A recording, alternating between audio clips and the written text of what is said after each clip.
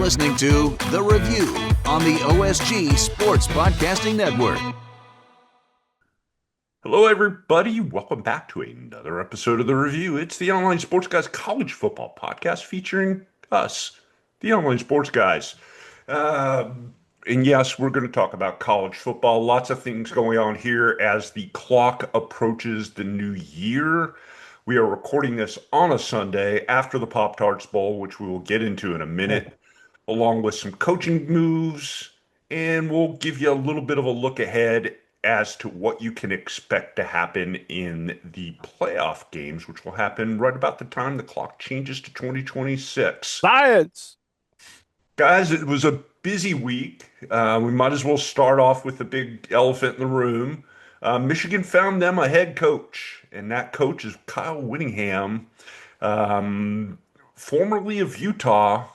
Formerly of being retired. Formerly of AARP.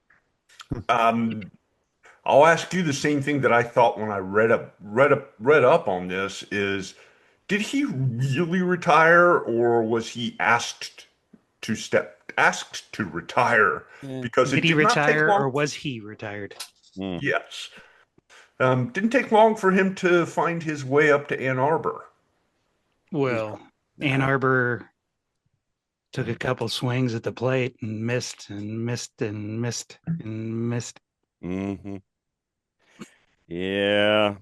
Good on them for getting some nice guys raises, though. Yes. I'm just curious, though. There's always a shelf life with a coach, and maybe both parties kind of recognized that the message just wasn't getting across anymore, and that it was time to move on, and they did it in a low-key way. I just think that's the University of Utah's nature and Kyle Whittingham's nature, just to keep it on a low profile and just right off into the sunset. As much as you guys probably talked about Sharon Moore and what he went through and his meltdown after being what he went through or what he caused? What he caused, that too. He was warned multiple times to knock it off. Mm-hmm. True. And when Michigan tells you to get your stuff together. But my point is, with everything that he caused and the meltdown he had after losing his gig and all the crap that went on after that, for Michigan to have someone like a Kyle Whittingham drop into their lap after he decided to leave tells me that they're living a charmed life, the Michigan team. Sorry, Marty, it's probably, as an honest guy, you're going, what the hell is he talking about here? With admitted bias, nobody was beating down their door. Nobody wants to take a head coaching gig. My point too. That's a blue blood program that nobody wanted to touch because of what has been transpired the last 15 years. Right.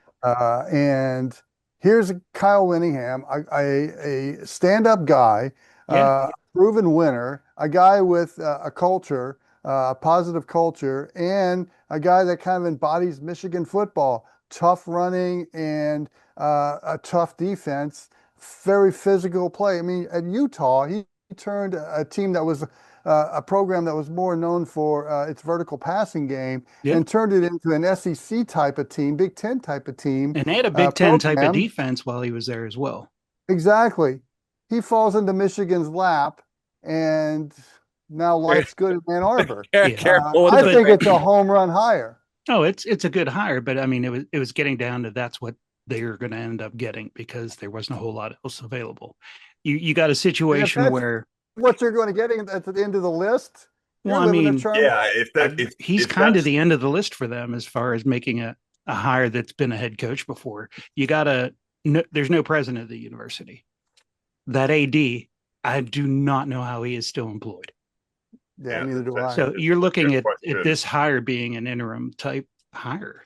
I'll tell you what's probably saving the AD, Manuel, in Michigan, is the fact that Dusty May is having a big year in men's basketball, and that was his hire. I think that was but he had to hire him after another sports scandal. I look right. I think that, and I'm going to go to Sly after this.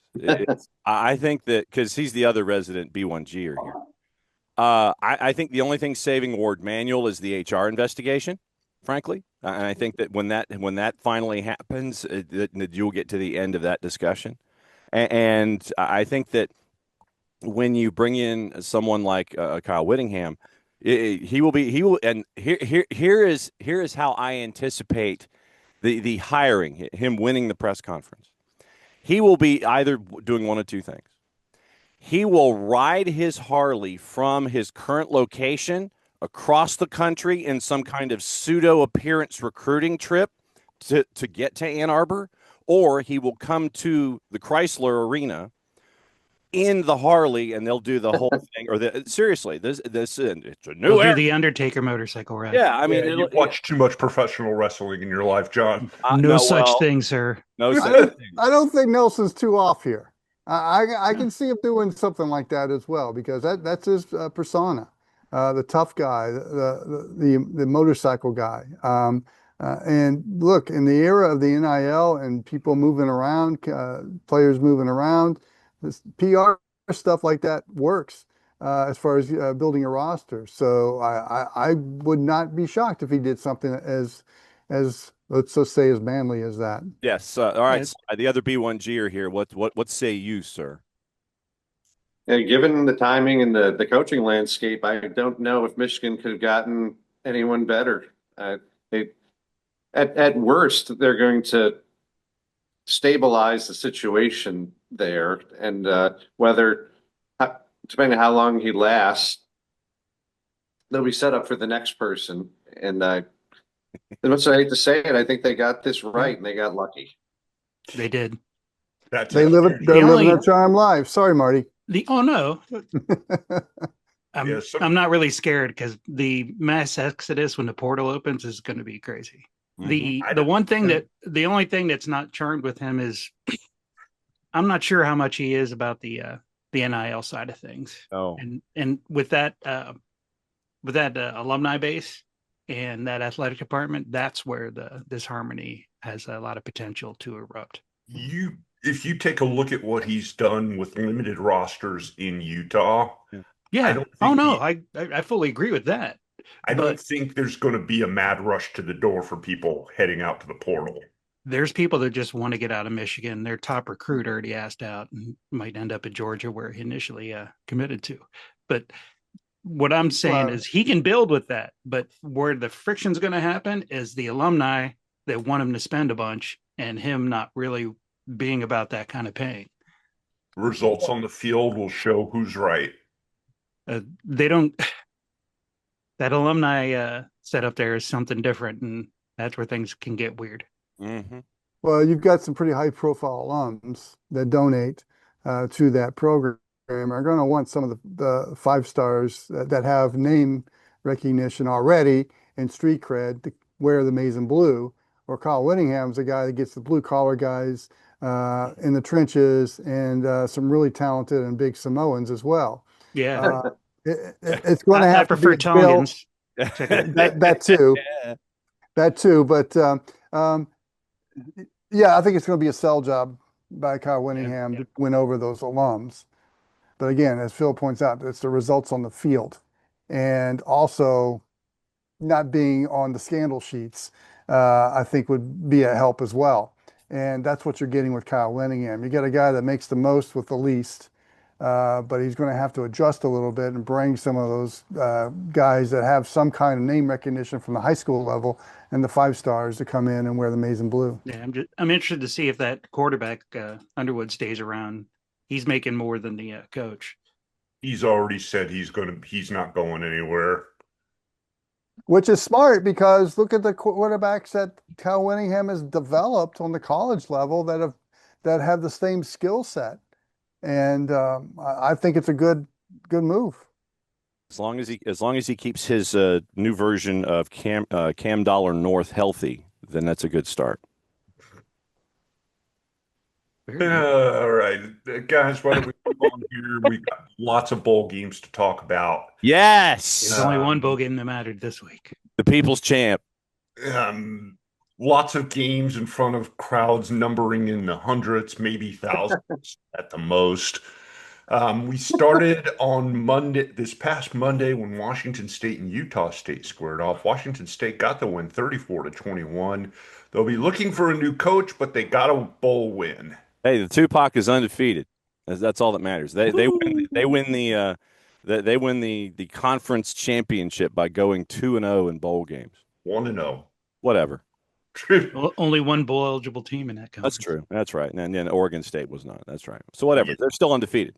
The Tupac got their one bowl game, so they win. They opted out by taking L after L after L. And nothing like going out in a heap of French fries at the Potato Bowl. But it gets better. Your dunking of the coach gets better as we go here in this segment. Yeah. I say combine that with the Mayo Bowl and send it to Canada and dip the fries in mayo. Or the game that we're going to talk about next briefly, and that's the Bush's Boca Raton Bowl on Tuesday. Louisville gets to win 27 bowl of beans, Toledo, and a giant vat of beans. Mm-hmm. Filled the trophy. Mm-hmm. Dude, plane ride home. Yes, you stole it. You got there before I Gives did. new meaning to the term jet propulsion. No kidding. Oh my God. I mean, think about it. Did the air masks in that plane? It's because did the oxygen masks deploy prior to takeoff? Probably. That was my question. Oh, it sounds like a bad Mel Brooks skit from. But that sounds like a good Mel Brooks skit. No, sorry, that's Blazing Saddles, the football version, sir. It's been done before, but not on a plane, at a campfire. You said the plane goes like this. It's safer without the Good win for Louisville. They roll down those windows. Flight 414, you're not cleared to be taxiing yet. The engines aren't on, sir. Good win for Louisville. They finished their season with 9 wins. The middle bowl game of the day, Western Kentucky and Southern Miss. Western Kentucky gets the win 27-16 in the New Orleans Bowl. Good on you. Look, that's how you either much like Sly. That's either how you start your day or you end your day. You go to the New Orleans Bowl. That's how this works. And the final game on that Tuesday, some MAC action. Ohio gets the win over UNLV 17-10. So, Marty, I got a question for you. Yes, sir. Was more people at the Frisco Bowl than at the Xbox Bowl? I did not make it to either bowl. My place of employment had we were short on numbers, so I couldn't really get any time off to make that. That's about an hour haul from where I'm at. Xbox Bowl crowd was pretty impressive.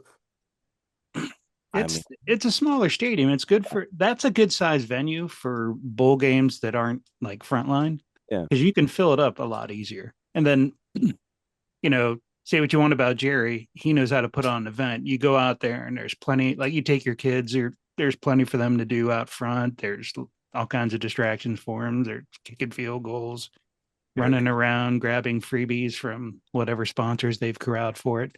It's a good time. And then right across the street from the venue, restaurant, hotel physically touching the building. It's a good setup. There were an awful lot of bowl games that were not very well attended, which we look, and this is a topic that we're probably going to be getting into as we go here during bowl season. Remember, the attendance figure locally is only a piece of the equation. Bowl game outside of the CFP, bowl game ratings year to year are up 18% going into 2025. So as long as those 3.5-hour infomercials and blocks of programming are still going to be the ratings grabbers that they are, all of this discussion about, oh my God, the sky's falling. That was John Madden at about 78 RPMs. Was that Nick Cage doing John Madden? Pretty much. All of these bowl games that we're talking about will still have a shelf life as long as the ratings continue to increase. And it's not about the gate.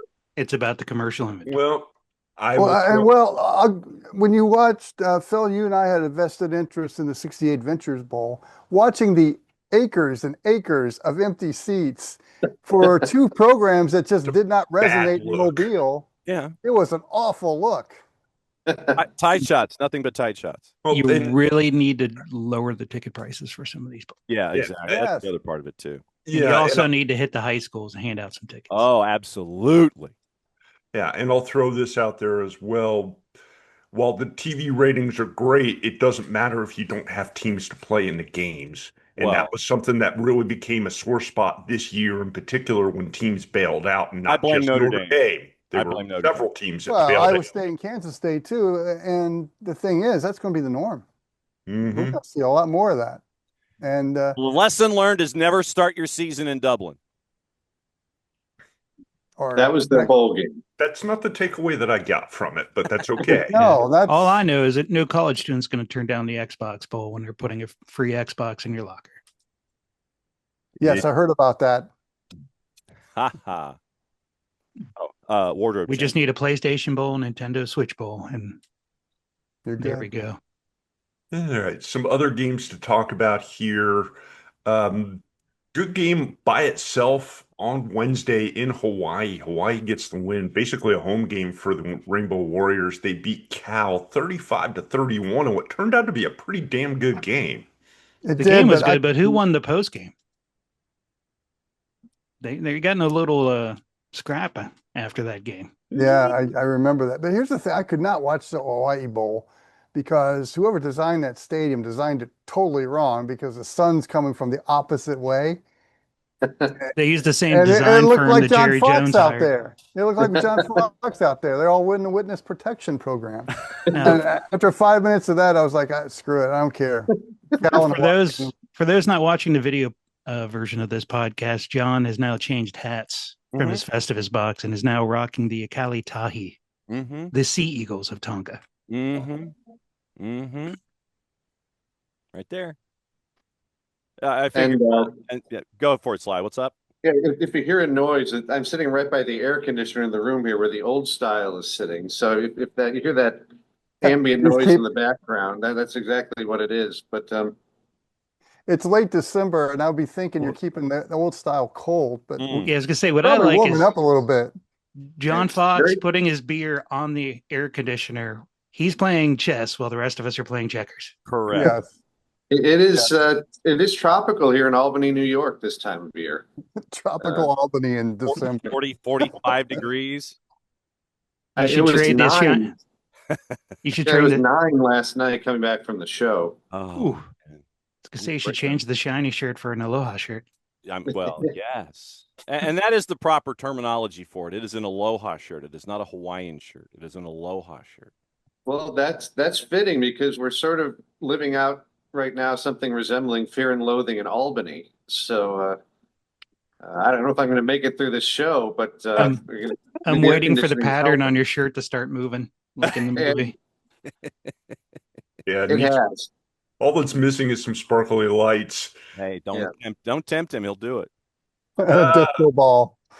We move on to Friday's bowl game action. The Friday. game above Sports Bowl, and I'm not sure what that is. But It is Western- Game Above is the charitable arm for the holding company that is the market equity firm that Game Above. It's like Game Above is a subsidiary, and it's the charity subsidiary of a holding company, and so they've decided as a part of their diversification to do these kinds of things to help benefit communities. And Please tell me that the holding company is not called I'm- Game Below. I had to go look it up. No, it's not. No, And I'm sure the bowl gift was impeccable. yeah, it was probably Yes. a 401k. Yeah, or cryptocurrency. That too. Anyway, your winner in that game, Northwestern, they dominate Central Michigan with a 34-7 win. Yeah, I mean that's about all we need to say about that one. It was pretty Yep. painful. It was And it was in Detroit. 34-0. It was in Detroit, and that was football on a budget for that week. Yeah. Your middle game of the day, Minnesota and New Mexico, in a game that went to overtime. Minnesota gets the win 20-17 in the Rate Bowl. Yeah, that I used want to to add that I love the the New Mexico uniforms because I like the Oh, the turquoise. turquoise watching it with jersey? my old Turquoise. Miami Those Dolphin are awesome. uniforms. The turquoise, they are. I mean, our friend Robert Portnoy, who helps us out on the X when we discuss everything going on in college football, the play-by-play voice of your New Mexico Lobos. We made the point when he was on the X earlier this season that the turquoise is unbeatable. The fact that they've gone back to the turquoise occasionally is fantastic. Market the crap out of it, and I will buy it. I've got enough turquoise from the alma mater, but I will buy turquoise New Mexico stuff all day long. And my question for the B1Gers here, and let me start with you, Sly. How is it that PJ Fleck gets this lucky continually when it comes to these games? Because I have, ever since he left the party of the Macoon and went to the B1G, it's like you get to a certain level and then you're done. And it's like he's like the Dave Doran of the B1G. You get to a certain level and you're good to go. A slightly flashier version of Dave Doran. Yeah, the bow tie and the quarter zip pullover. How is PJ Fleck continuing to do this kind of stuff where you get in, you get lucky, and you get a Duke? Yeah, you went where I was going to go next, where there's this anomaly where PJ Fleck and Ohio U win their bowl games, and I think PJ Fleck. Minnesota's a tough job to consistently win. He's done it there. And I think part of his deal, I mean, as phony as he is, he puts a lot into winning these bowl games because that is sort of can be a calling card for the program that they win consistently, they win their bowl games, they develop because they're not a blue blood in that league, but they're not bad either. So he's just got a nice kind of like what we said with NC State, Dave Doran over the past few weeks. They're there. They're consistently decent. He keeps his job, and he's got it. It's working. So they're way better than look at some of the. They're way better than they were before he arrived. Yeah. No doubt. Now the slightly above average university. I mean, his battle call is just to be better than Northwestern, and with the type of player he recruits, and that he's able to get with what they have to work with NIL wise, is the type of player that stays there. That's not really leaving every season to take the next NIL deal, which puts him at a slight advantage when it gets to bowl games. Because as far as NCAA football goes, he has less opt-outs in his bowl games than most. Yeah. And that helps. Mm-hmm. You take a look at some of those games, they had 20 players not playing. The C+ of college football programs. Yeah. C's get degrees. Mm-hmm. And the final game on Friday night, UT San Antonio and Florida International in the Serve Pro First Responder Bowl. The Roadrunners ran like Roadrunners. They won the highest scoring game by a team in a bowl game so far this season. They beat Florida International 57-20. Well, I mean, At Gerald Ford. Well, yes, and this is another part of the Brother Marty Bowl extravaganza that is there in the Metroplex. I mean, this game was pretty much treated as a bowl game by I think Willie Simmons. And if you look at their efficiency numbers on 3rd and 4th down, I think if I remember correctly, I've got to look this up because the number and I want to build to my particular statistic here. First and foremost, UTSA putting 57 up on a bowl game. You give them full credit for that. But you look at the efficiency numbers for the games themselves, and I'll build backward. Why not? They were 2 of 10 on 4th down. 2 of 10 on 4th. Basically, it was YOLO. It literally was for FIU. Sorry if you're our punter, but you ain't getting any reps. And I mean, legitimately, you know how to punt. We're going to try something else. Yeah, it's like, no, just go stand over there and kind of look the part.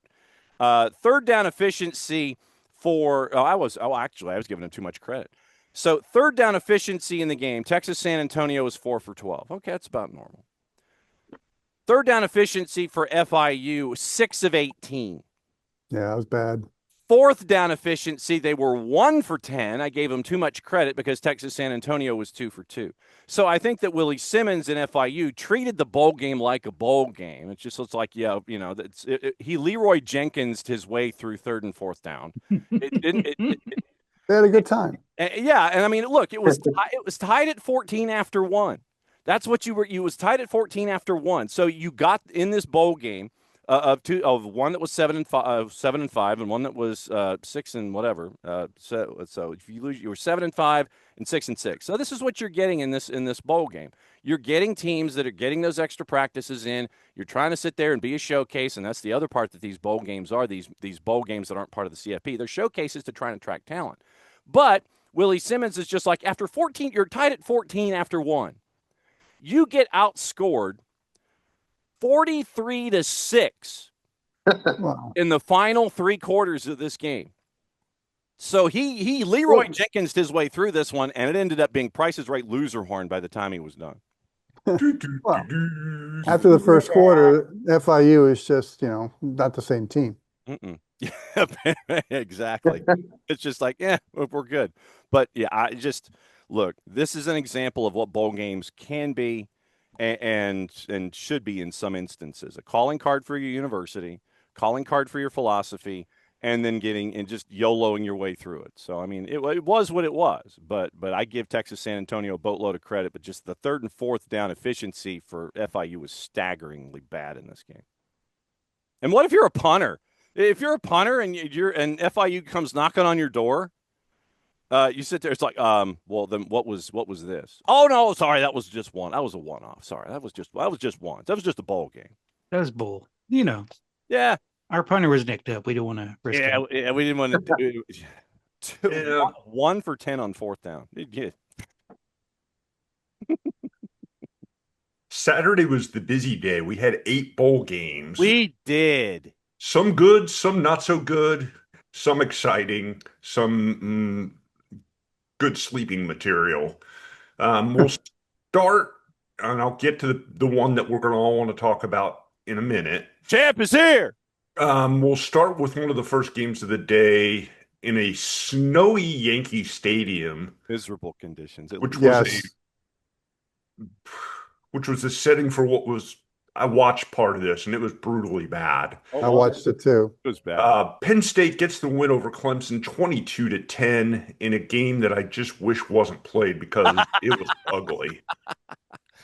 It was very ugly, and we had some vested interest in that game too because my sister-in-law was leaving here to fly into LaGuardia. Oh, good luck on that. And well, she actually made it in. Wow. With a 45-minute delay. Yeah. But look, after watching that game, I kind of feel like Clemson's at a crossroad right now. Yeah. It was just not a good look for them in the bowl game. And this season has been not a good look at all for the Tigers. And I am just wondering, we talked about Kyle Whittingham and his message starting to get a little diluted after many years as a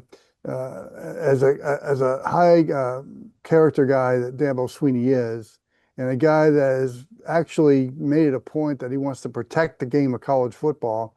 I'm just wondering if the message is just not being received the way it used to be. And is he still getting the quality of player to come in, not only to come in, but to retain them? And I just feel that program's at a crossroads right now as to whether they're going to adapt to the changes or stick with what has been their success for the last 15, 20 years and watch that program kind of slowly decline into mediocrity. And that game to me just epitomized that there's some changes that need to be done within the facility, within that program, for that message to that entire coaching staff needs to, in that program, needs to kind of rebuild their message as to you're going to have to accept the changes and start, and maybe they just don't have the money or the alumni base to do that. I mean, that remains to be seen, but I think that's a program at a crossroads. Dabo Swinney with a Messiah complex. Imagine that. Well, and it looked like, and Sly, I don't know what condition you were in, or if you were in concert prep or what, but it looked like you had two teams. I can't remember the last time that Clemson played north of the Mason-Dixon line, and you had literally there was this one. They go to Boston every now and then. Yeah, they play Boston. Okay. Boston. All right, They'll go to Pitt. I mean, that's that's not a big deal. Okay, so all right, so fine. I'll qualify it. December. In December, they north of the Mason-Dixon line. There was this one cutaway early where it looked like, and it might have been after the worst fake punt execution in recent history. It looked like Dabo Swinney was miserable, and you were thinking that maybe the conditions were only a part of it, and it was just two teams that didn't really look like they wanted to be there. And then it rolled around to the fourth quarter, and it was like, oh, one of us probably should win this thing so we don't have to go to overtime on a tie score and continue to be out here in the Bronx. The snowdrifts were fantastic. It was great visuals. And the idea that for the handful of people that went. No, actually, I mean, Lower Bowl was actually pretty filled. Yeah, it was pretty well attended. So, I mean, if you're looking at, it wasn't, 40,000, but if it was 20 or 25, then fine. And they brought their bands and everything, and it was great. But it just looked like two teams that wanted nothing to do with that environment there in the Bronx. And, it's like, can we be someplace else other than here? And it was a painful watch for 3 quarters. And then when they finally found their offense, the fourth quarter was a nice watch. But unfortunately, you had to go 2.5 hours before you got to that particular point. Stop playing bowl games in baseball stadiums. Jeez. We were driving during that game, and I think the two of you have illustrated the Clemson side very well. And we turned it on, and believe it or not, Jack Ham is still doing the color commentary for Penn State football. Wow. Still alive? Yes, and Penn State, I'll take the Penn State angle. I mean, they've survived a horrible season, but they're in a much better place going forward than Clemson is. I mean, Matt Campbell's a good Matt coach. Campbell coming in, of course they are. Yeah, so it just depends for Penn State what the expectation is for the program overall, and if it's realistic, I think they'll be fine. The program is in decent shape, but yeah, maybe they didn't want to be there, but 7-6, considering the disasters that happened in the middle of the year, I think they can move forward. I don't know about Clemson though. I listened to most of this game from our friend Don Munson and Tim Beret on the Clemson radio network, and they didn't want to be there. At least they sounded like they didn't want to be there. Because it was open air. It's an open air press box. Yeah, that weather's not something they normally have to deal with during the baseball season. I'd love to see their pictures from that game. God, if Timbo took pictures, please post them. Yes, you can't even see their headsets. They got a park over top of it. I have to check his social media site because he does a good job at that. The other game that may have set college football back a few years, Virginia and Missouri squaring off in the Gator Bowl in Jacksonville. Virginia gets the win 13-7. Yeah, that was not good football. Remember, that used to be a good bowl game. Yeah. And so now, speaking of which, here's my question. The Gator Bowl is now to the point to where the Gator is not even a part of the logo anymore. No. I mean, that's where that bowl game has gone. That bowl game has just declined pretty much. Somebody's asleep at the wheel there. That used to be, a great bowl to watch. But you're right. I mean, it was a hard game to watch. Happy for Virginia and for Tony Elliott after what that program's been through the last few years. Yeah. And to get an ACC runner-up and a bowl victory and 11 wins. I think that is a huge accomplishment for that program. Missouri, I was vomiting watching their effort. I mean, it was just not good. Not what I expected. But they're an SEC team. I expected from Eli Drinkwitz's team. I mean, 3 of 12 on third downs, 0 of 3 on fourth downs. Come on. And Virginia's defense, while okay, isn't that good. Isn't that good? I saw the opening of that game, and they're saying how they had like the best running back room in the SEC. Mott Hardy, yeah. But not so fast, my friend, when it comes to game 13. Indeed. Speaking of SEC teams, another one goes down in flames as Houston beats LSU 38-35 in the Kinder's Texas Bowl. Well, but I think that this Great game. Yeah, I loved it. and that's the thing. Yeah. I think that we have other bowl games here that we're going to talk about that we're not in Tucson, Arizona. No offense, Snoop D-O-double. But you had bowl games that personified what these games should be. And we talked about it a little bit with what we saw with Texas San Antonio, but this is one of those games on Saturday, and this is one of those games during bowl season that should be what this is all about. And you go to NRG and you have a game like this where you're scoring 73 points and it's all over the place, and that kind of chaos, that's what reminds us. I feel like I'm standing on a platform. That's what reminds us about what's fun about all these bowl games. When you have a game like this, when you have people who work between the ears. Hey, what's going to work for us in our geographic footprint? Hey, we're in Texas. Why don't we bring the University of Houston in, where they play womp womp every third down and 4. And you bring LSU, who's only about 4 hours away. Right. So you bring in something akin to an economic driver where folks are going to be driving into town. You've got a home game for one of them. You bring in LSU, which is a rabid fan base for another. This was a good programming work by the folks at the Texas Bowl. This worked really well, and it was plotted out nicely, and you end up with a game of chaos, and that's what you're looking for in these situations. You had two Bayou schools going against each other, and usually the rule of thumb back in the day was you don't want the home school playing in your bowl game. But when you bring an LSU in that's going to travel like crazy, and you bring they're not necessarily rivals, but they're in the region exactly. What helped is this was a game of big play after big play after big play, and the offense has put on a show, and I think Lane Kiffin's going to have some good things to work with when he gets his meat hooks on that program. And Willie Fritz has definitely got that program, Houston, in a good spot right now.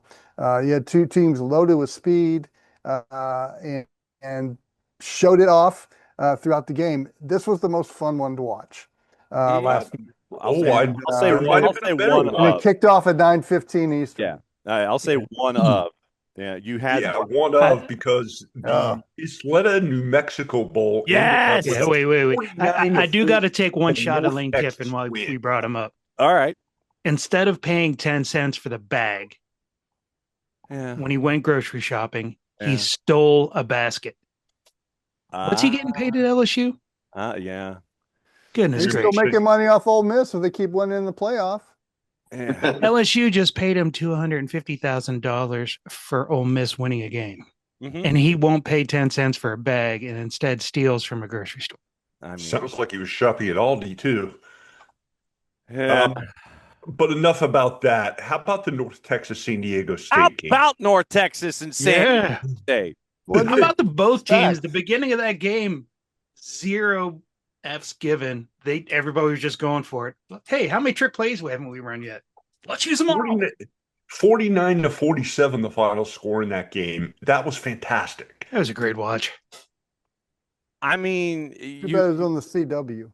But I mean, no, that was the DOW. Hey, I am all for any bowl game that ESPN doesn't have. Well, and I mean, it's a trade-off if you get to watch a game, if you get to see a game played like this one was. Well, and this was what we've been hyping up North Texas all year, and rightfully so. #GMG. This was that exit interview for Drew Mestemaker and Caleb Hawkins and everyone else, and Coach Morris and everyone else that's going to be portaling to Stillwater. Drew Mestemaker, 27 of 47, 253 and 2. Caleb Hawkins, 30 carries, 198 and 2 touchdowns. Nice. You had 618 net offensive yards for North Texas in this game. San Diego State, on the other side, had 532 net yards of offense. So that's what?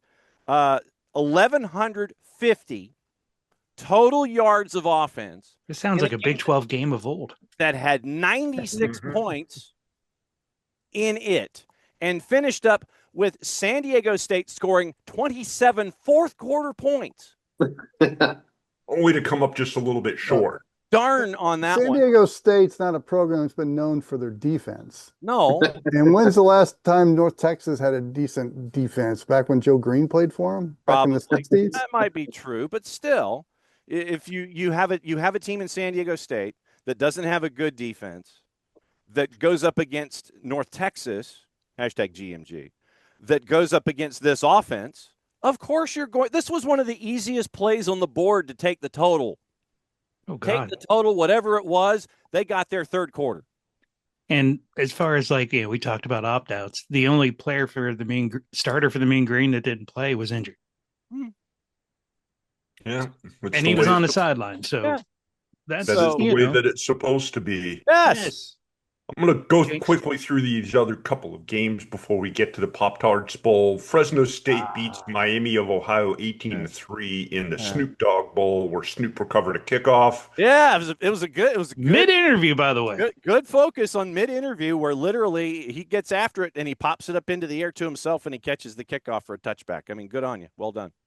Army with an easy win over UConn 41-16 in the Wasabi Fenway Bowl. And another place that looked miserable. Yes. Yeah. Well, I mean, it was in fact Fenway, and so what I'd like in the Fenway in the future is the arena not football. To have it there. Well, but I mean, but if you kick it into the green monster, it's like arena football. You hit it off of the green monster and it bounces back in play, and it's a free ball for anybody. That to me would be fun. That would make it a lot great more way fun. to start off the game. And the all name team for us, by the way, God's Power and Wawehe, 171 yards rushing for Army in that game. So God's Power, that's one of the best first names I've heard in quite some time. God's Power and Wawehe. That arguably beats lunch.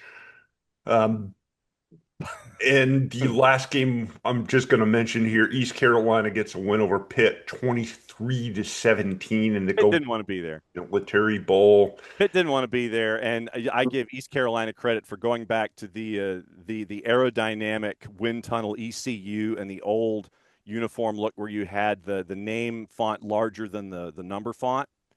So they went old school. They looked like they didn't want to be there till the fourth quarter, and then they won. So there you go. And the final bowl game that we're going to talk about. Yes. The Pop-Tarts Bowl, the one bowl game that gets the marketing right. In every way, shape, and form, despite the mascot cannibalism. BYU gets a late win over Georgia Tech, 25-21. It ended up being a pretty good game. Oh, absolutely it was. And, of course, the mascot sacrifice at the end. What about the mascot Hall of Fame introduction at the beginning? Of course. Oh, gold jacket ceremony with the Pop-Tarts of the past. Well, a Pop-Tart that I want to see if they had drug testing for these mascots, because that one, the protein-powered Pop-Tart, the pipes on him, I'm not sure those were natural. No. I did like his weights, though. If you looked closely when he was over there lifting weights, the ends of his dumbbells were toasters. Mm-hmm. Yeah, I do like the Pop-Tart that was trying to grill other Pop-Tarts, too. Yes, that was my favorite one. I mean, look. You know what I'm going to do after I'm done editing this podcast? I've got a grill in the backyard and some Pop-Tarts in the pantry. See? All right, so Sly, you were driving early in the day. Where were you late in the day? So the band Mo decided this year just to do one show during the holiday season in Albany, basically a home show, and most of the degenerates within a certain radius of the band, known as Morons, including us, descended upon Albany for one night. And as you can see, I was unable to change out of the shirt from the show last night. So why would you? Does that mean we need to wrap up the show so you can go to bed? I probably have to drop because they're kicking us out of the hotel. But along those lines, I will say about the Snoop Dogg Bowl is that there's an unconfirmed rumor that the players and fans all went to the concession stand and loaded up on indica for the game, which accounted for the very pedestrian score. They were distracted. Yeah. Oh, the consumption. Speaking of concessions for the Pop-Tart Bowl, they were doing Pop-Tart nachos with the mini Oh no. Pop-Tarts. No. No, they weren't nachos. They were But small Pop-Tarts put in with different sauces. Oh. I hope that doesn't constitute as jumping. No, the it shark wasn't in the cheese or Pop-Tart anything like world. that. We're talking like, strawberry syrup toppings. Okay, just checking. Yeah. Yeah, it would have to be a breakfast type item in order to Their work. Twitter account is a solid follow, even if you didn't watch the game. Legitimately, for those of you that subscribe to The Athletic, Stuart Mandel did a great piece describing the play-by-play of them coming up with Pop-Tarts and Cheez-It are owned by the same corporate overlord. And so when Cheez-It was ending their sponsorship, they went across the hall, knocked on the door, and basically said, hey, yo, would you be interested in being the sponsor for this? And so they thought it through, and it goes through the play-by-play of trying to come up with all of the different elements that you see in this broadcast. And so literally the idea that as a part of the Pop-Tart DNA that they want to be eaten, this is their desire to be sacrificed and to be eaten part of the dynamic. Except for one, which now has its own origin story and will carry the Pop-Tarts Bowl momentum throughout an entire 360-something days of, okay, why did this particular Pop-Tart flee? But why did it not want to be a part of the process? That is now one of the larger questions that we will have, and it will be to the challenge of the Pop-Tarts Bowl to carry the momentum of a fleeing Pop-Tart for 365 days to find out what is this particular Pop-Tart going to be sacrificed in the opening moments of the 2026 version? Is it going to be if he hasn't expired by then? Is it going to Is this going to be like The Fugitive? Or Pop-Tart on the Run just doesn't lyrically make as much sense for a song. But I mean, go Tart on the Run, then you're okay. The product changed its tagline because of the bowl game. Mm-hmm. The first year it went over so well, they changed the Pop-Tart tagline to Crazy Good because the Pop-Tarts acted crazy. Mm-hmm. And that is doing a game right. Yes. It changed how they market their product. And don't think for a second. I'll drink to that. Yeah, and don't think for a second that they're not trying to figure out how to best what they've done in these 3 years. That first year that they had the Pop-Tart sacrifice, 7 billion impressions on social media. I have a question to the floor. Sure. And give it. How do you explain this to a Sly first, because he's got to get kicked out of the hotel.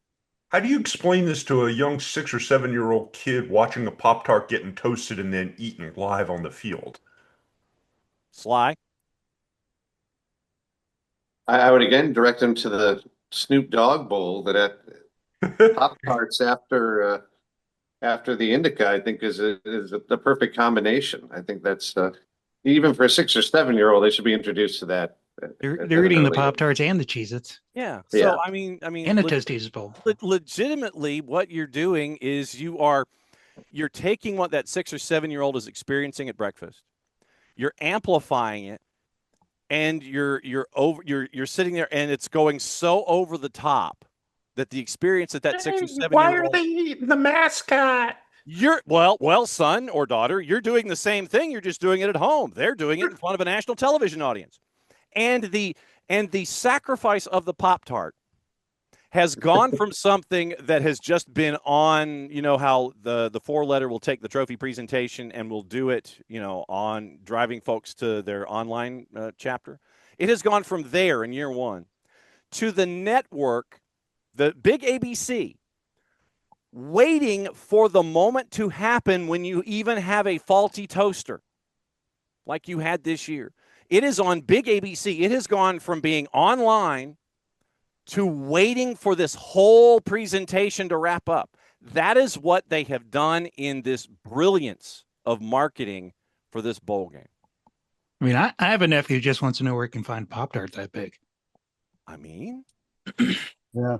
You need to put that size at Sam's Club and see what happens. Oh my God. If you did that in December as a lead into the bowl game, get your life-size matching Pop-Tart.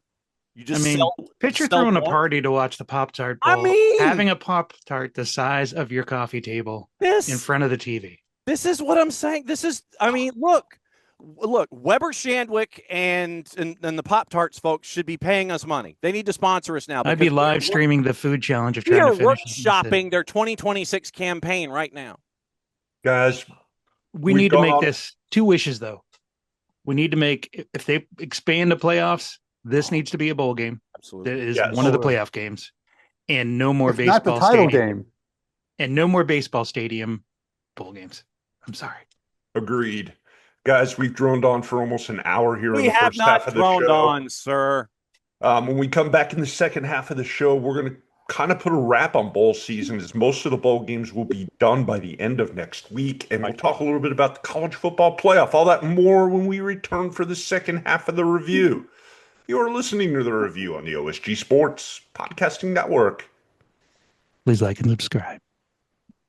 And tip your old stuff.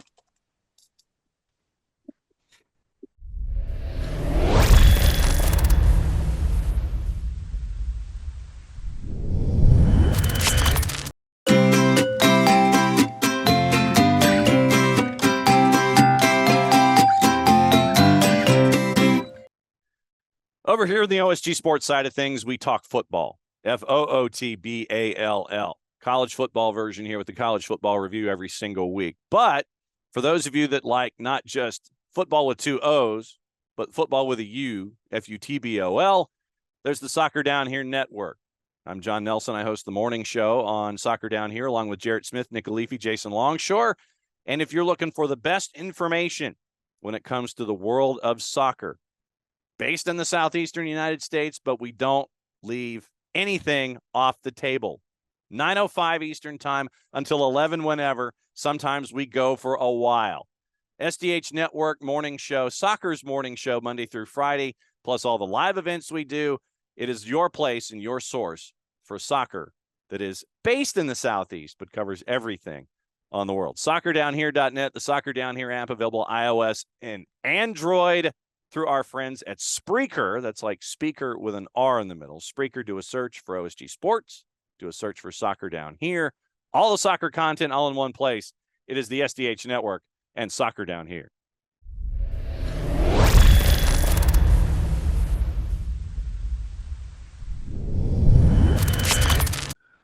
Thanks for sticking around, folks. You have made it to the second half of the show. And in this part of the show, we're going to talk a little bit about the rest of the bowl season, a whole slew of ball games over the course of the week in the college football playoff. Wow. We're going to start off with the first game of the week, a game that has some impact on me. Georgia Southern and Appalachian State, 2 dreaded, hated rivals squaring off in Birmingham at the J-Lab Bowl. Clean old-fashioned hate. This is old SoCon stuff. It's not clean. Oh, it's just plain hate. This is a good 1AA yes national championship game. Yes. And I'm sure it's going to draw a little bit of a crowd in Birmingham, too. So yeah. Right now, you could get tickets to that game as low as $35 at Protective Stadium in Birmingham. Go. This is going to be a fun crowd. This is going to be a hot crowd. And I give it, look, I will venture to say that you won't get through pregame warmups without a coming together on the headphones logo at the 50 at the Protective. I don't think you're going to get to kickoff without the 2 teams sitting there and taking swings at each other and doing that. It's going to be a fun one. As we're talking, Georgia Southern 8.5, 58.5. I don't know if they get to the 8.5. I don't know if they get to the 58.5. But no, this one will be fun because it's just flat old 1AA hatred in Birmingham. And of course, There it is.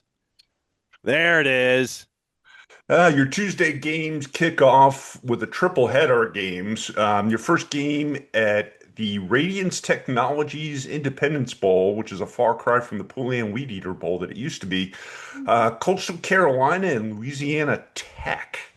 Yeah, Getting price Home for game that one. for home game for the Bulldogs. exactly. Yep. Mhm. You can Enough find said. tickets to that game if you wanted to make the trip out to Shreveport as low as $20. Well, if anybody, I've been to the Independence Bowl. It's not worth $20. No. I'm probably going to pass on this game. Let's see. So It's going to dip before kickoff. Oh, it will absolutely. Yeah. I went to Shreveport. the one with Michigan State and LSU with Blaine McAllister at quarterback throwing to Andre Rison. Ooh, Ooh, And I was at the 91 one with Arkansas and bad Georgia. moon. yeah, and it was that the stadium that was, you want to talk about a hot crowd. Everybody went from Red Stick and they went to the Shreveport, and all the Michigan State folks thought it was a trip down south where they could get warm. No, that was No. not the case. That was not going to happen. Louisiana Tech 9.5 and 51.5. But yeah, I think it's a home game for the Bulldogs. And when everybody remembers how to pronounce Joe IA and then No, but spell you, it, it'll be you fine. the show. And that atmosphere at that stadium is like a bad county fair. The only thing's missing is the corn dogs and the games that rip you off. So They lost a mascot from Air Force in that game one year. But basically, the Falcon left the stadium and they had to go to downtown Shreveport to find it. That's Didn't want to amazing. know part of the game either. hell out of there. No, done. The Falcon pregame does its little bit where it flies in front of the Air Force section. It left the stadium and they had to literally track it down in downtown because it had flown so far that it tired itself out, and they found it in downtown Shreveport.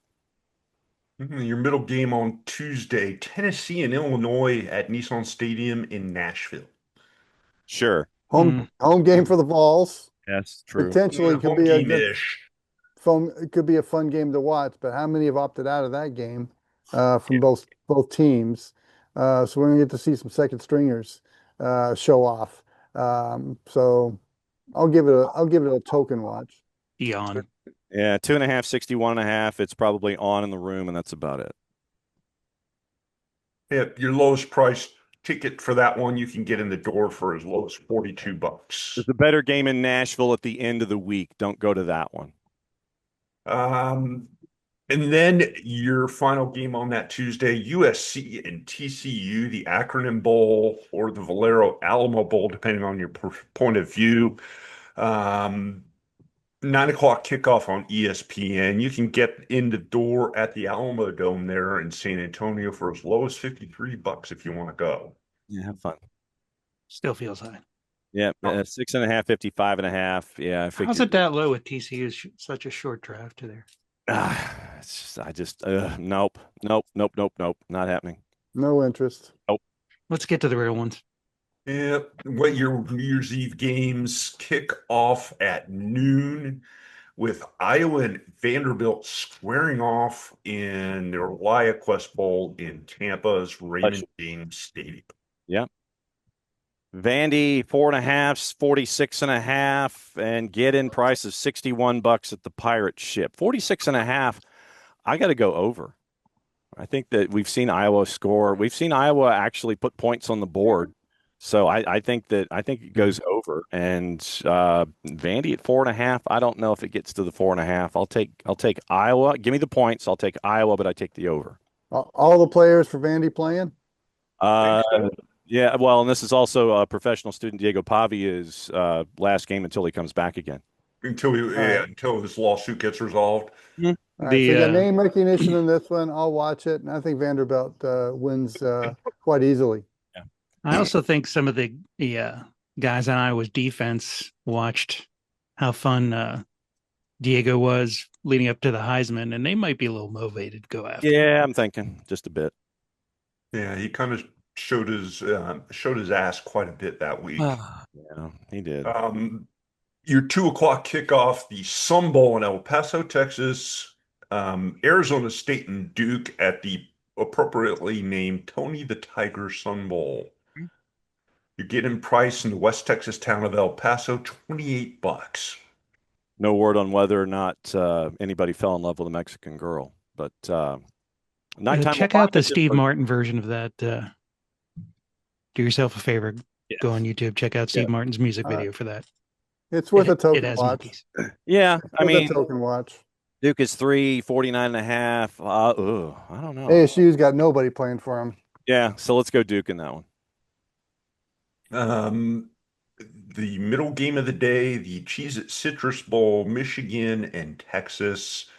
That on ABC. The we lost to Ohio State Bowl. If you really want to go, you can get tickets as low as $35 at Camping World Stadium in beautiful. All right, what Atlanta, kind of Georgia. Michigan team are we going to see? That's a good question. You could say the same thing Because really they could about go Texas, either the way. they played this year.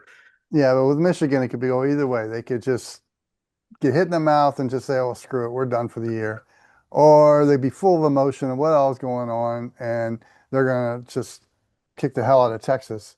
Because I'm not sure what Texas's interest is in this bowl game either. Maybe they do, I don't know, but that's kind of a schizophrenic Michigan team. What are we gonna get? My So dog has a stuck barking today. I mean, it's good that we're going to see Anthony Carter at wide receiver, and it's good that we're going to have Earl Campbell at tail for Texas. I'm looking forward to this one, and those two probably would make the game more watchable in their current state. not to mention Johnny Ham and Johnny Lamb Jones. Yes. So Brad this, Shearer running the defense. I mean, literally, 1978. This would be a fantastic game that should be played on New Year's Day. Oh yeah, that's a Cotton Bowl matchup right there. Yeah. So in 2025, not so much. Moving on down the list, a 3:30 kickoff on ESPN, Nebraska and Utah in Las Vegas at the SRS Distribution Bowl. Meh. Tickets start at $69 for that game. Utah 2-touchdown favorite, 50.5. I don't know if we get to the 2 touchdowns, but no, not really. And then there's the game one of the quarterfinal round of the college football playoff. Miami and Ohio State at Jerry World. Right now, believe it or not, you can actually get tickets for that for as low as $62. Yep. Miami fans are the worst. I second that. Do they really Seriously. think they're going to lose? How do you not support your team when they're in a playoff game? That is just sad. Because they think they're going to be in the title game. That's why. It's They're not saving them exactly. money. It's not an inexpensive thing to do. No. My question to you, Marty, is where's your seats? I have to work. They're going to some friends of the family. But you Seats will be right wearing around that the end zone. Scarlet. Ohio State's in town, and that takes priority. Okay, I mean, I get it. Well, I like to keep my insurance. And as somebody who excels at live video production, my talents are needed at the drone and firework extravaganza that will be in downtown Dallas. Ohio State 9.5. Congratulations. 40. Yeah. As long as you wear I your called them. scarlet That's and the gray. reason they're going to the Cotton Bowl, because that game was on Eve instead of New Year's Day, and I'm working. Ohio State 9.5, 42.5. That total seems really low to me. It does, but remember what happened to Miami in the first round, where they won 10-3 over Texas A&M. Yeah, so Marty, can you do the rest of the nation a favor and take care of business? I hope so. Because if they have a quarterfinal game, I mean a semifinal game, and only 15 people show up, this is going to look like an Ohio State home game. Side shots. Side shots. Yeah, Ohio State should be favored in this game. I think they'll win it.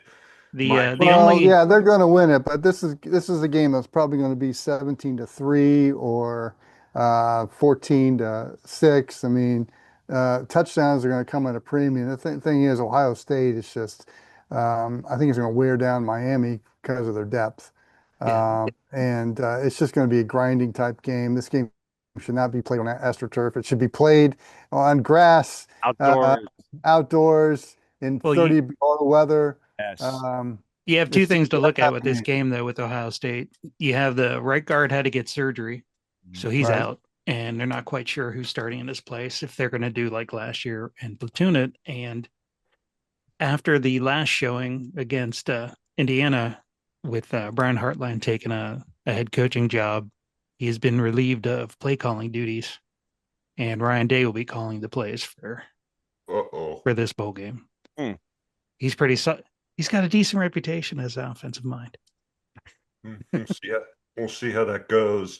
And- Thursday brings us a full day of college football playoff action, starting with the Orange Bowl, Oregon and Texas Tech. This may be the opposite of the Miami-Ohio State game in terms of scoring. 52.5. Are you serious?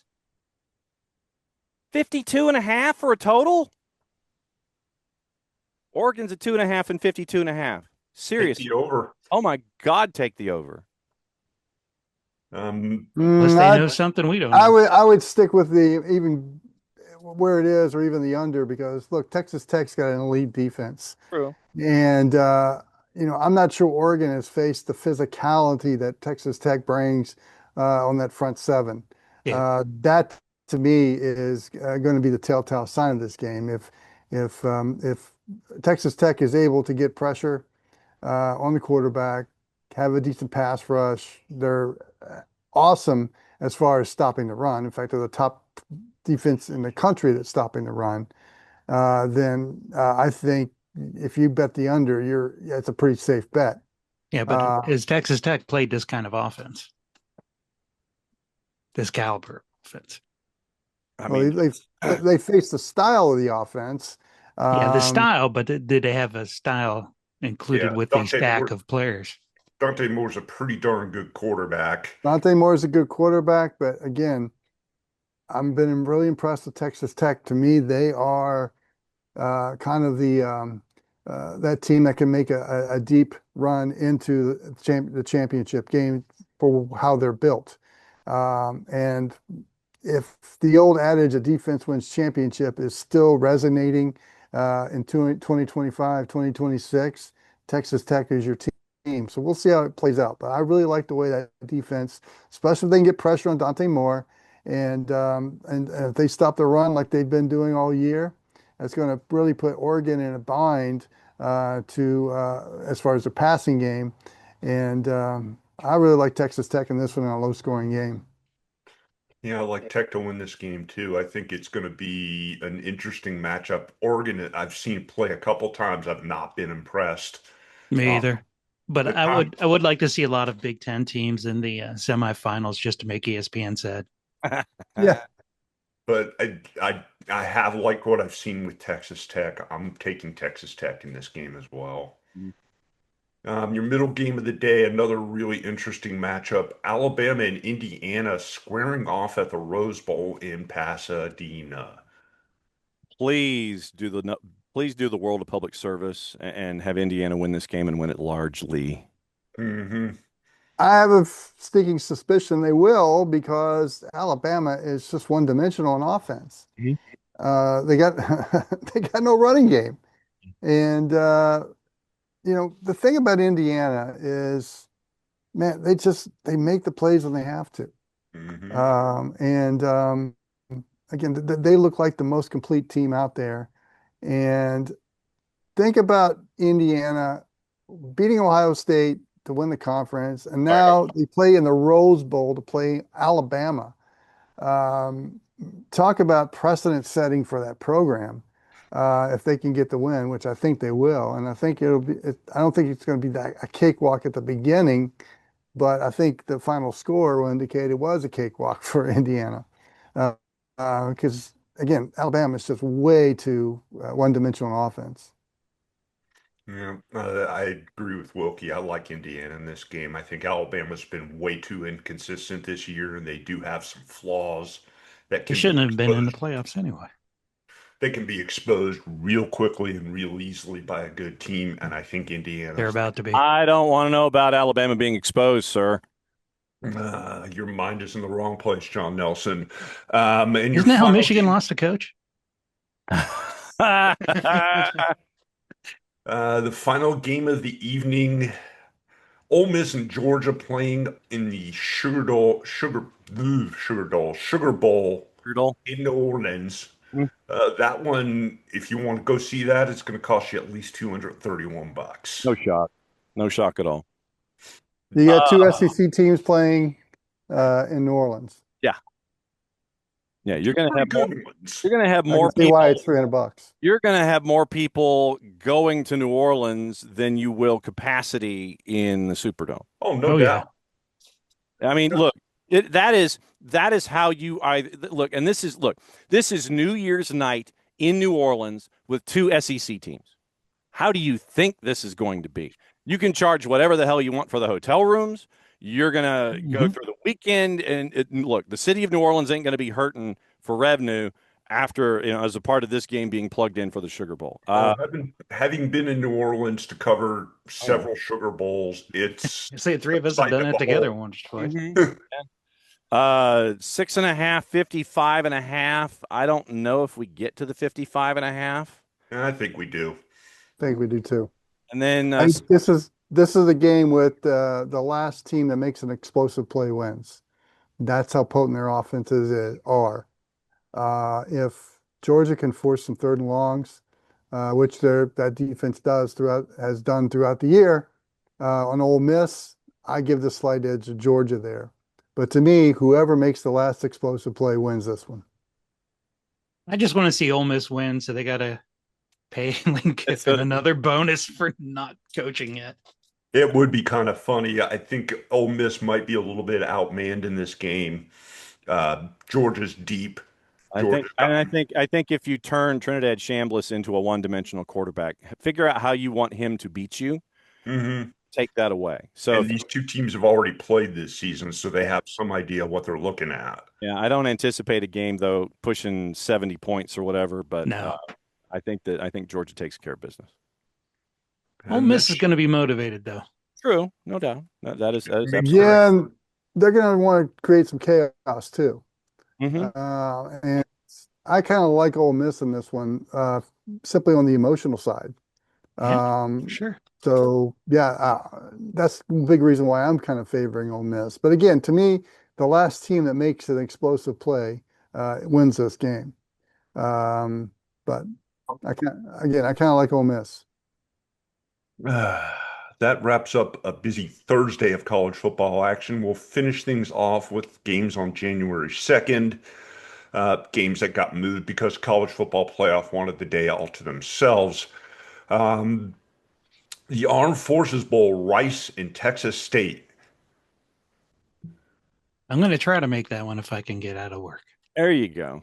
Texas State 13.5, 58.5. Get in price is $63. I mean, this Texas State was another pass through for TJ Finley. I would anticipate that you're going to have a lot of points in this one because Texas State known for their offense. This might be another one of those YOLO games with a 1:00 kick, a noontime local kick on a Friday. So I'll take Rice because I don't like that 13.5, but I think the total at 58.5 might be a little conservative. Yeah, I'm not really sure who to take in this game. I guess maybe go with Texas State, although both teams are Texas-based teams. Have them win a bowl game. That's fine. Yep. Your 4:30 kickoff, Navy in Cincinnati playing in the AutoZone Liberty Bowl in Memphis. Get in price is 63. Navy is 754.5, and I think this solidifies once again why Blake Horvath is invited to our end of season coffee clatch and s'mores roast. Yep. I got no interest. Yep, I'll go with Navy in this one too because I don't want to pick against them in a bowl game. It's always good to see an armed support your armed team services. win. Yes, That too. Your two evening games start with Arizona and SMU squaring off in the Trust and Will, but not Will and Grace Holiday Bowl. I don't know Trust and Will, so I don't know if I should either trust or will them to a Holiday Bowl. This one's not even on the board for tickets. Well, Snapdragon in and of itself seats about 32. So if there is no line on tickets, good for this bowl game having no line on tickets. Good for them. Arizona's a 351.5. Yeah, that either means it's sold out or nobody's coming. Yeah, tight shots for a big FOX in that one. I've been there. That's a nice little stadium. Knowing how Arizona football fans travel, it's sold out. Yeah. And it's an easy drive from Tucson to San Diego. Holiday Bowl is always entertaining. That's why I'm going to watch it. You got two entertaining teams here, Arizona and SMU. So I'll give it a good look. I like the Wildcats in this game, obviously. Mm-hmm. Yep, this should actually be a pretty good matchup. Two pretty good teams playing. Your final game of the night, Wake Forest and Mississippi State at the Dukes Mayo Bowl. Who gets the tub of mayonnaise dumped on their head? Oh, mayonnaise, yeah. Mississippi State, 3.5. Probably Mississippi State. 3.5, 53.5. I'll go Mississippi State in this one. Wake Forest to me has just been too up and down, and so I will go with Mississippi State in this one. All right, how far does Wake will be sleeping? How far does the tarp extend on the upper deck of Bank of America Stadium? And how many people to Wake bring? All the way around and 12. Yeah. And that it's not exactly a long drive for the folks at Wake either. It's an hour. From Salem to Charlotte. Yeah, no, this will be a lower bowl experience, much kind of like what they experience with their Major League Soccer franchise. Yes. Said that out loud? You did, but that's okay. And we also permitted. Honesty is the best policy. Yes, and we also have championship games coming in Division 1 AA and in Division 3. It is the juggernaut that is North Central out of suburban Chicago, Illinois, taking on Wisconsin River Falls. And if you have not seen the highlights of the end of Wisconsin River Falls and Johns Hopkins, I would recommend you do so. And that's your Division 3 championship game in Salem, Virginia, the Amos Alonzo Stag Bowl. And then the other game that we talked about earlier in the show that is going to be in Nashville. It is your Division 1 AA. Yes, I said it that way to date myself. The FCS title game. Montana State is going to be taking on Illinois State in Nashville on the campus of Vanderbilt University at the recently completed stadium on campus. So there is not a single Dakota school to be seen. Nope. The three of them got knocked out in one weekend, and Illinois State has ridden the OSG bump on the X with our buddy Craig Birchie, the sideline guy for Illinois State. They have been on every show leading into the games that they have played, and they have made it to the title game. We are going to effort Keaton Galogly, the play-by-play voice of Montana State, who's been on the show a lot, and Craig Birchie. We're going to talk about Ferris State winning a championship in Division 2. We're going to catch up with Rob Bentley, their play-by-play guy, and we'll find out what else we're going to talk about. Oh, yeah, we're going to talk to John Carroll and get a D3 preview as well. So that's tease about the College Football X coming up later in the week. If there's any Cinderella story in this tournament, it's Illinois State. No doubt. The Roadbirds have just been. Roadbirds! I like that. The Roadbirds. They got the huge upset over North Dakota State, and Al Davis. Here they are in the title game, undefeated. This is your equivalent of a football Cinderella story. Is the Illinois State Redbirds. And now you're going up against Montana State, the number 2 team in the country. If you watch them against Montana, man, did they pour it on in the second half. And Montana State looks legit. I mean, they have got some players. And you love the fact that it's a Missouri Valley and Big Sky, the 2 heavyweights. Not the teams you expect from each conference, too. Yeah. Two heavyweight conferences in the FCS level. Can Illinois State ride that Cinderella story into Nashville and win a national title and bring it back to Norman, Illinois? That would be huge. I'm going with the Roadbirds. Look at you. I gotta go for the Grizzlies just because their mascot's named after my brother. They're the Bobcats. Careful now, it's Bobcats. Oh, yeah, I don't want to. Them's fighting words. Them's fighting words in that state. Them's fighting words. Definitely do not want to confuse those two guys. What do you say we wrap things up? You're dying, aren't you? Yes, I am. quickly. Let's save Phil and get this wrapped up. Yes.